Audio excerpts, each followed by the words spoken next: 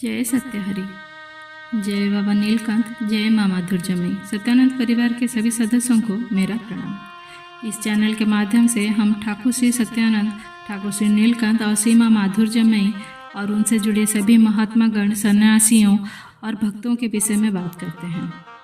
भक्त श्री कृष्ण स्वर्णकारण जी के लिखे गए श्री नीलकंठ लीला विधि से ठाकुर श्री नीलकंठ जी की जीवनी और लीला कथाओं का दर्शन पाते हैं। उसी तरह जीव तराते सत्यानंद किताब से ठाकुर श्री सत्यानंद जी की जीवनी और लीलाएं जानने को मिलता है। इन ग्रंथों की वजह से जो पीढ़ी इन महात्माओं के दर्शन से वंचित रह गए थे, पर आज उनके लीलाओं का रस आस्वादन कर पा रहे हैं। यह हमारे संप्रदाय की एक बड़ी उपलब्धि है,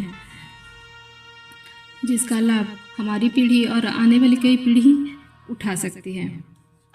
तो आज बात करेंगे जीव तराते सत्यानंद किताब से ठाकुर श्री सत्यानंद जी के विषय में। जैसे श्री ठाकुर नीलकंठ जी ठाकुर सत्यानंद जी के समर्पित भक्त और एक प्राण थे, वैसे ही ठाकुर सत्यानंद जी श्री ठाकुर सुखदेव जी के समर्पित भक्त और प्राण थे। महात्मा गुरुचांद सतीश को सुखदेव ठाकुर जी को अर्पण कर बोले, इसे दीक्षा तुम देना। तब से सत्यानंद ठाकुर सुखदेव जी के आश्रम में ही रहने लगे। एक बार की बात है, आश्रम के बाहर जंगल बहुत घना हो गया था। तब गुरुदेव सुखदेव ने आदेश दिया कि जंगल को साफ किया जाए। तब आश्रम में और भी कई सन्यासी रहते थे, जैसे स्वामी ज्योतिर्मय ब्रह्मचारी, जितेन गोसाई, नरोत्तम और भी कई। पर जंगल साफ करने में किसी की हिम्मत नहीं बनी। तब गुरुदेव सुखदेव बहुत नाराज हो गए। तब सत्यानंद ही गुरु आज्ञा पालन के लिए निकल पड़े। जब साफ करना शुरू किया तो कुछ ततैयों का झुंड आकर उनको डंक मार गए, तो बहुत दर्द होने लगा। तो वो जाके गुरुदेव के पास पहुँचे और बोले, गुरुदेव जंगलों में बहुत से ततैयों का झुंड है। तो गुरुदेव ने गुस्सा करते हुए कहा, तू घर वापस जा, तुझे इन ततैयों का डंक सहा नहीं गया तो तू कैसे सन्यासी बन सकता है।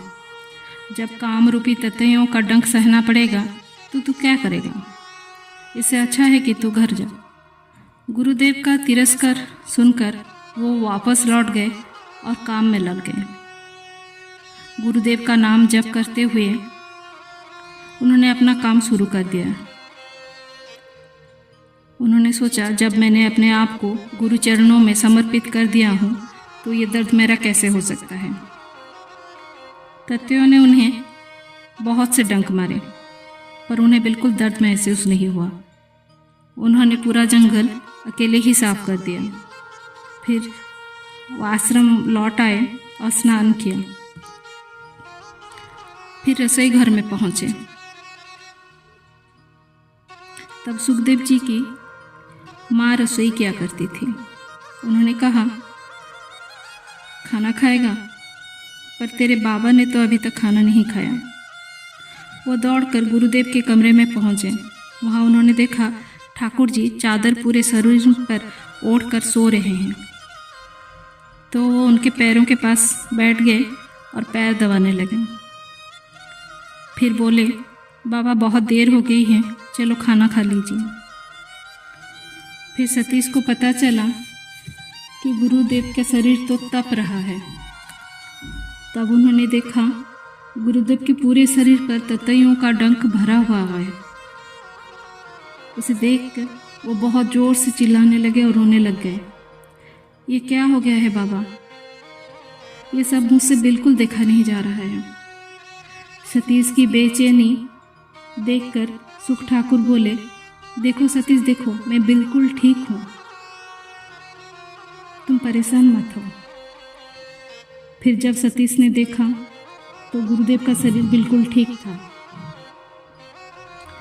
तब सुख ठाकुर ने कहा, सतीश, तूने मुझ पर समर्पण कर ततैयों का डंक सहकर जंगल साफ किया, तो इसका क्या प्रमाण रह जाता। आज से हम दोनों एक ही हैं।